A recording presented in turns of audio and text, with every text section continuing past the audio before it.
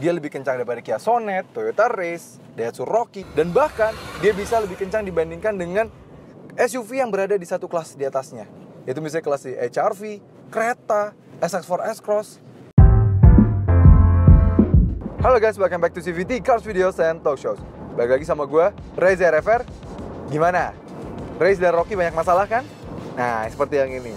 Turns out, setelah setahun Race dan Rocky diluncurkan, ternyata ada beberapa mal issue yang memang masih mengganggu di Toyota Race dan juga Daihatsu Rocky, yang mana ya bagian depannya itu pengerjaannya kurang baik yang bisa berakibat sangat fatal sehingga harus ada recall. Dan bahkan recallnya sedikit bermasalah. Beberapa rekan-rekan kami mendapati recallnya itu cukup harus menunggu sangat lama, antri, dan bahkan dia baru bisa dapat, misalnya dia kemarin itu dia cerita dia daftar di Maret, dia baru bisa dapat recallnya di Mei. Dan itu cukup berbahaya karena memang kalau kita pakai terus dan kita paksa terus belum dibenerin mobilnya, itu bisa berdampak cukup fatal sih sebenarnya. Tapi kesampingkan itu, karena di kelasnya Race dan Rocky ada banyak sekali opsi yang sangat menarik kalau kalian sedang di pasar untuk mencari sebuah SUV sangat compact, SUV paling compact. Ada opsi yang lebih mahal, ya seperti misalnya Kia Sonet yang punya sunroof dan segala macamnya. Ada juga yang opsi yang memiliki sangat value for money, dan even sampai sekarang tidak ada keluhan sama sekali. Karena memang mobil ini ternyata lebih bandel dibanding Race dan Rocky. Yes, tidak hanya lebih bandel, tapi juga dia lebih memiliki value for money yang lebih baik. So, tanpa berlama-lama, langsung aja kita bahas. Ini dia Nissan Magnite.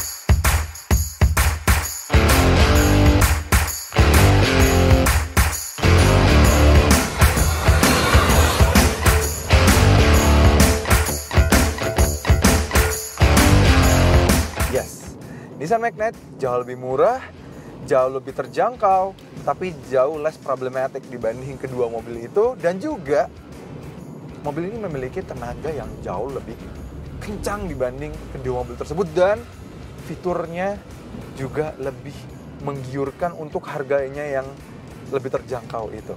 Jadi menurut kami ini mobil yang cukup memiliki value for money.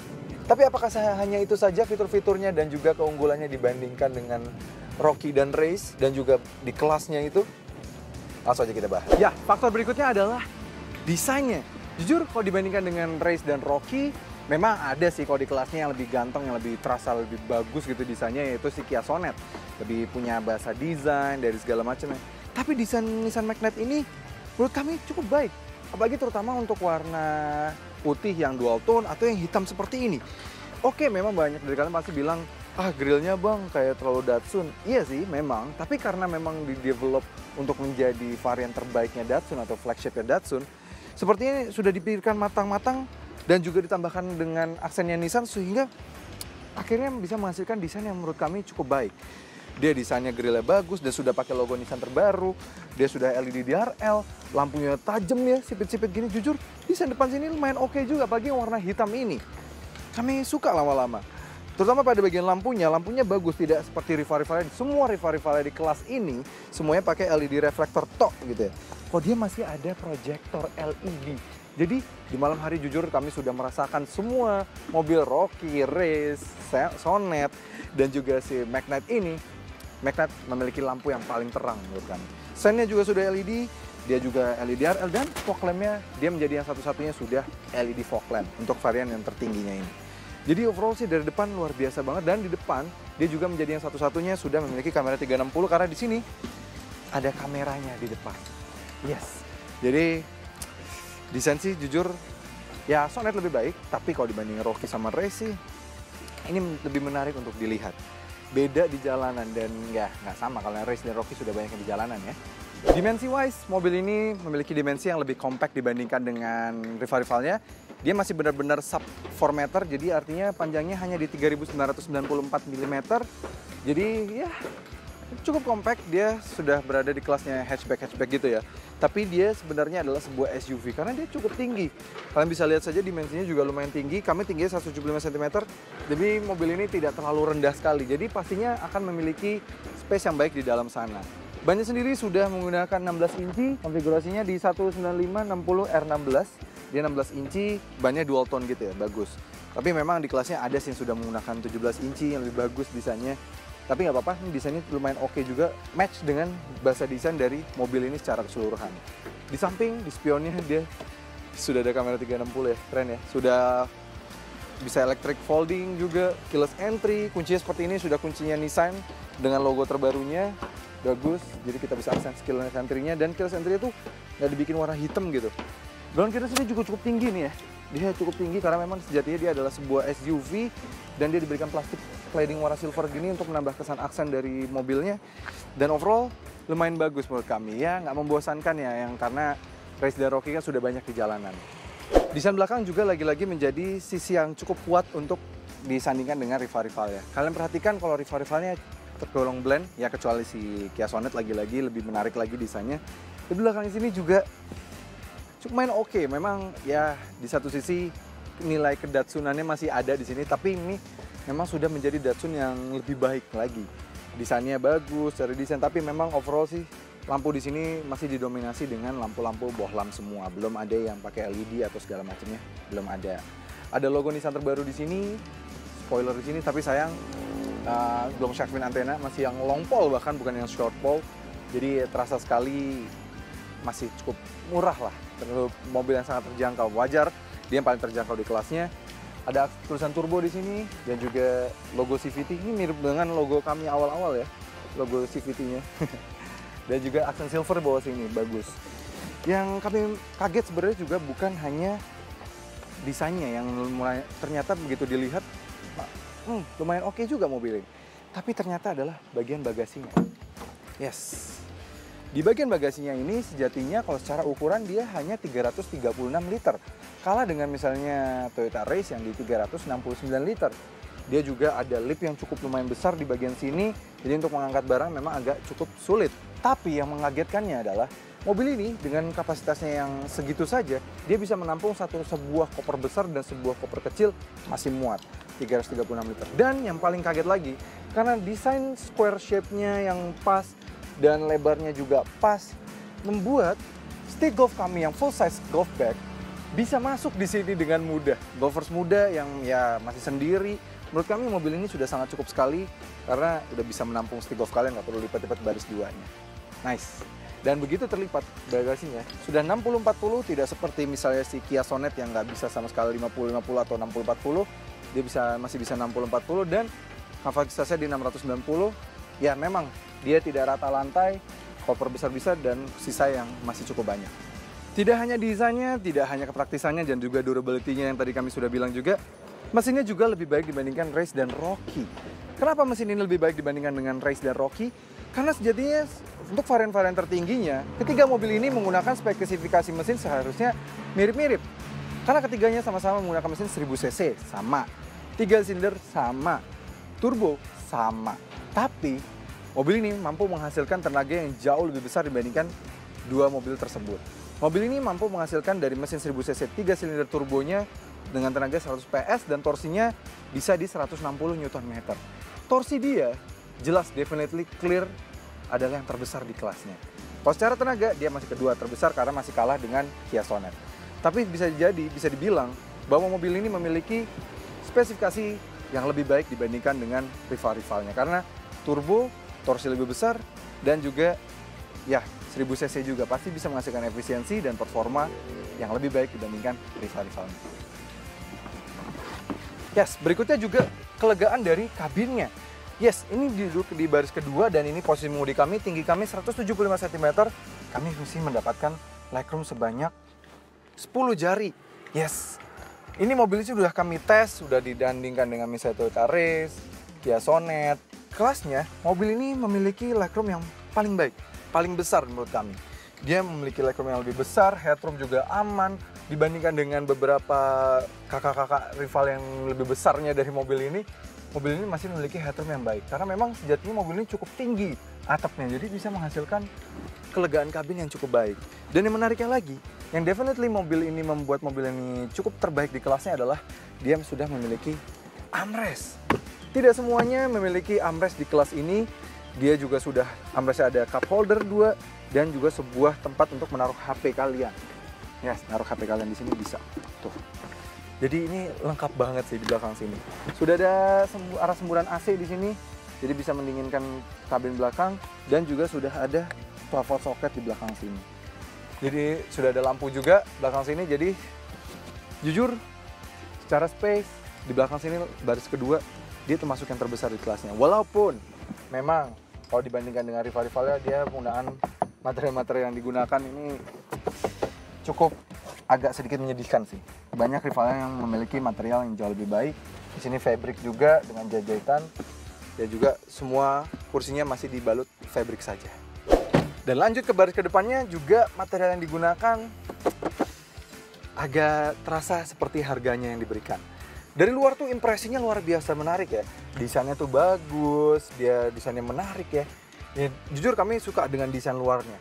Tapi begitu masuk ke dalam, tutup pintunya, langsung terasa sekali bahwa ini adalah mobil yang cukup terjangkau di kelasnya. Mulai dari penggunaan materialnya dan juga panel-panel AC-nya yang agak sedikit meniru Lamborghini ya. Ini kayak lah kok gini gitu. Ini desainnya seperti ini di tengah. Dan penggunaan material-material juga feels cheap, looks cheap, feels cheap. Jadi ya memang sesuai dengan harganya. Nggak apa-apa sih. Memang at least semua yang kita butuhkan masih ada di sini. Seperti misalnya head unit yang cukup besar dengan dia sudah support Apple CarPlay, Android Auto, semua sudah ada di sini. Dan pengaturan efisiensi, monitoring efisiensi juga bisa. Kamera 360 munculnya di sini juga, tinggal tekan aja sebuah tombol di bagian sini bisa muncul juga. AC-nya sudah auto climate control dengan mode semburan yang cukup banyak. Dan dia juga speedometer sudah digital dengan beberapa informasi bahkan seperti tire pressure monitoring juga bisa muncul di layar speedometernya. Kita bisa ganti-ganti modenya, mau mode efisiensi bisa ada, mode simple speedometer juga ada. Jadi ya cukup banyak. Ruang penyimpanan juga cukup banyak, di sini cukup besar nih ya. Dia dalam banget bahkan di bagian sini ya. Lumayan dalam sekali. Ada 4 yang sangat besar sih di bagian compartment di center konsolnya ini. Ada ruang penyimpanan untuk naruh HP kalian di tengah sini. Dalam sini juga ada 2 cup holder. Di cup holder kanan kiri di bagian door trim juga ada. Penyimpanan sih oke. Ya masih praktikal, tapi memang penggunaan materialnya yang agak kurang. Tapi di satu sisi dia ada beberapa hal yang bagus, yaitu adalah dia tetap diberikan tweeter di kiri dan kanan. Jadi total ada 6 speaker. Ya seperti kita tahu ada mobil 400 jutaan tweeternya disunat sih. Jadi ya appreciate lah mobil ini masih ada gitu. Cukup menarik sih mobil ini. Ya, lanjut lagi berkendara bersama Nissan Magnite ini. Bisa kami bilang bahwa mobil ini ya ride quality-nya ya wajar ya, 3 silinder. Memang kami juga mendapati di Toyota Race, Daihatsu Rocky bukan yang brilian sekali, tapi sedikit slightly better untuk mengakomodir 1000cc turbo 3 silindernya. Dia tuh ketika kita misalnya injak pegal rem dan masukin gigi di D ketika kondisi diam, mobil ini tuh jujur saja agak langsung kayak D, terus kita injek rem, itu kayak mobilnya berlawan dan terasa banget getaran tuh sampai ke dashboard gitu. Itu yang kami dapati terasa sekali di Nissan Magnite ini. Itu juga terasa di Daihatsu Rocky dan juga Toyota Race karena memang wajar mereka 3 silinder juga. 3 silinder yang bagus ya wajar ya. Si GR Yaris harganya sudah sangat tinggi sekali. Memang mobil 3 silinder kalau mau enak harus diberikan mounting yang harganya mahal, mounting yang bahannya bagus, engine mounting yang bisa meredam dengan sangat baik. Itu pun akan menghasilkan cost yang lebih tinggi dibanding mounting mobil 4 silinder biasa, karena wajar 4 silinder by default akan lebih halus dibanding 3 silinder. Sedangkan mobil ini hanya 3 silinder, dan rival-rivalnya juga yang 3 silinder pastinya membutuhkan mounting yang berlebih untuk bisa menghasilkan kehalusan berkendara yang seperti layaknya mobil 4 silinder pada umumnya. Ya, jujur saja, kalau untuk rasa berkendara, Race, Rocky, dan Magnite kalah telak lah kalau dibanding dengan Kia Sonet misalnya. Dia 4 silinder, natural aspirated. Jadi udah aman banget lah kalau pakai mobil itu. Sedangkan mobil ini ya masih terasa sekali, apalagi ketika misalnya kita masukin gigi D, baru dari diem, terus kita misalnya masih ngerem gitu ya, dan kondisinya giginya sudah masuk, itu kerasa banget getarannya. Tapi once kita sudah di kilometer di 60 ke atas, 40 ke atas, mobil ini langsung berubah menjadi sangat halus sekali. Ketika turbonya kick in, kita injak setengah aja. Naiknya cepat sekali mobil ini. Nih, kami nggak tanpa effort sekali, sudah 90. Wow, kami sudah harus ngerem, karena ini jalan biasa ya. Kencang mobil ini. Tambah lagi memang bobotnya yang cukup ringan dari mobil ini, yang memang membuat mesinnya tuh terasa cukup powerful. Kita gas dikit aja nih, geleser banget. Ini langsung tiba-tiba udah mau 80 deh. Kita gas lagi kita kick down. Wah, kalau kick down lagi ini lebih ngegas lagi. Ditambah lagi mobil ini sudah disematkan sport mode yang ada di belakang tuas dari transmisinya. Tinggal tekan aja, mobil ini jadi lebih galak lagi performanya. Nih kita misalnya agak kosong ya. Wow, ini sudah 90. Luar biasa sih, luar biasa. Mobil ini kecil dan kesannya kayak ya itu kelasnya, kayaknya bentukannya juga ya 11-12 sama Agya. Secara stance juga tidak SUV amat seperti Race dan Rocky atau Sonet, tapi ternyata performanya luar biasa sekali mobil ini. Jadi kalau kalian suka mengemudi, suka kecepatan, yang lagi mencari mobil di kelas ini, kami sarankan sekali untuk menengok dan merasakan mobil ini, karena benar-benar performanya di atas rival-rivalnya. Namun bagaimana dengan ride quality-nya? Ride quality-nya it was okay kalau di atas 40 km per jam yang tadi kami bilang. Bandingan suspensinya jujur ya di sini lumayan keras, tapi bukan yang seperti layaknya mobil Eropa seperti di Kia Sonet. Dia memang ride quality-nya bukan yang terbaik di kelasnya. Ketika kita menghajar speed bump seperti ini, itu kerasa sekali di kabin. Pasti kalian juga di kamera terasa sekali. Dan yang kami kurang suka lagi adalah pada bagian setirnya. Dia ringan di awal, tapi ketika kita muter balik seperti ini ya, tiba-tiba somehow berat sendiri. Dan dia balik sendiri, setirnya juga tetap balik sendiri, tapi baliknya agak sedikit terlambat. Somehow feel-nya memang terasa sekali IPS-nya. Nah, nih, lewat speed bumps lagi ya. Terasa sekali. Somehow juga ketika melewati muter balik, setirnya juga bukan yang menawan gitu, bukan yang IPS yang natural. Terasa sekali IPS-nya terasa agak fake gitu ya. Bisa dibilang agak kurang feel-nya, feedback-nya kurang. Itu semua karena memang wajar mobil ini IPS-nya sangat luar biasa, intrusif sekali. Tapi memang bukan yang sampai taraf seperti Suzuki Ignis yang pre-facelift yang parah banget, yang sampai nggak balik gitu ya.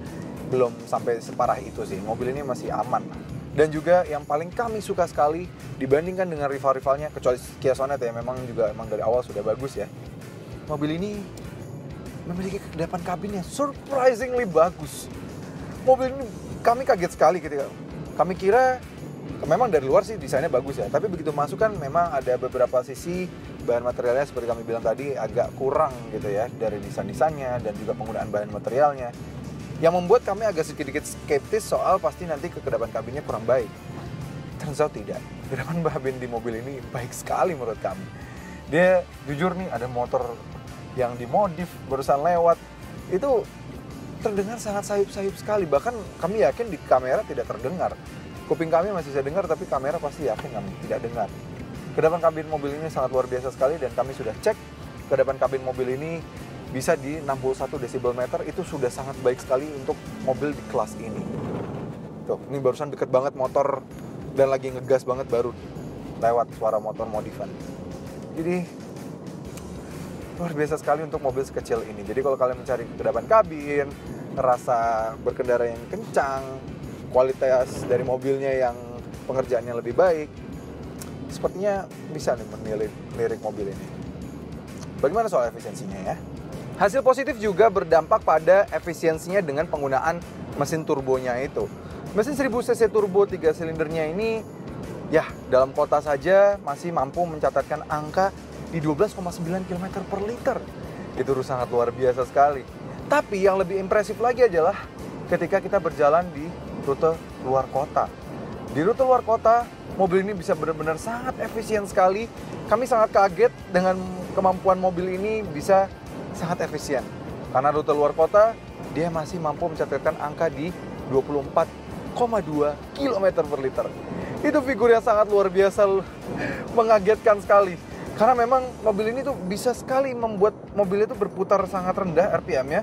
Nih, di kecepatan 100 km per jam saja kami mendapati mobil ini di 1900 RPM saja berputarnya.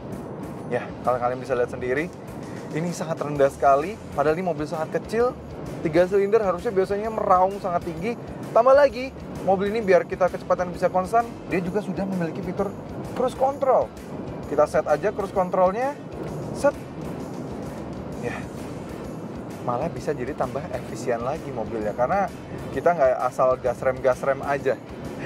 Ya, ini perjalanan keluar kota dengan mobil sekecil ini tidak pernah semenyenangkan ini. Biasanya mobil dengan mobil sekecil ini cruising luar kota biasanya mesinnya sudah sangat teriak-teriak, terus juga tidak senikmat ini. Tapi dengan mobil ini bisa jadi sangat nikmat. Nah, tadi kami bilang bahwa mobil ini yang kalau kalian mencari sebuah performa dari sebuah compact SUV, carilah mobil ini. Nah, bagaimana dengan performanya? Langsung aja kita coba ya. Kita matiin dulu AC, supaya mendapatkan performa yang paling optimal. Matikan transmisi gede, berubah ke mode sport. Ada tombolnya di belakang sini. Matikan traction control. Ya, jaga gas dan rem, dan go. Tarikannya. Wow. Dan 100. Wah, luar biasa sekali mobil ini. 0 sampai 100 mampu dituntaskan dalam waktu 11,1 detik. Ini jelas bahwa membuat dia adalah compact SUV atau small SUV yang paling kencang di kelasnya. Dia lebih kencang daripada Kia Sonet, Toyota Race, Daihatsu Rocky, dan bahkan dia bisa lebih kencang dibandingkan dengan SUV yang berada di satu kelas di atasnya. Yaitu misalnya kelas di HR-V, Creta, SX4 S-Cross. Ini jelas dia bahkan bisa lebih kencang dibandingkan ketiga SUV itu. Padahal ini berada di kelasnya Race dan Rocky. Wow, menarik sekali mobil ini ya. Ya, bisa disimpulkan bahwa jika kalian sedang berada di market untuk mencari sebuah small SUV yang dihuni Toyota Race, Kia Sonet, Daihatsu Rocky, menurut kami kalian harus sangat melirik Nissan Magnite ini. Karena dibandingkan dengan rival-rivalnya, dia jelas dia paling memiliki value for money karena dia adalah yang paling terjangkau di kelasnya. Lalu juga dia memiliki kepraktisan yang cukup baik.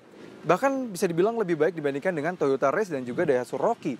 Kalah dengan Kia Sonet, memang secara besar kalah dengan Kia Sonet, tapi Kia Sonet tidak bisa, kepraktisannya bisa 60-40. Mobil ini kepraktisannya berada di tengah-tengah, tapi dia masih bisa dilipat barisnya 60-40. Kia Sonet pelipatannya langsung full, jadi tidak sepraktis mobil ini bisa kami bilang. Dan mobil ini juga definitely mobil yang paling kencang di kelasnya. Jadi kalau kalian mencari performa, kepraktisan, durability, dan juga brand Nissan yang masih brand Jepang yang masih memberikan keamanan ya, dan juga value for money, yes, Nissan Magnite bisa menjawab itu semua jika kalian sedang mencari small SUV yang bisa memenuhi 5 kriteria tersebut. Oke CVTs, terima kasih sudah menonton. Jangan lupa like video ini, subscribe ke channel YouTube CVT Indonesia, dan nyalakan lonceng notifikasi. Main-main juga ke Instagram kami di @cvt.indonesia, dan sekarang kami sudah memiliki website. Kalian bisa cek di cvtindonesia.co.id jika kalian ingin membeli Nissan Magnite terbaru ini. Oke CVTs, sampai ketemu lagi di video berikutnya.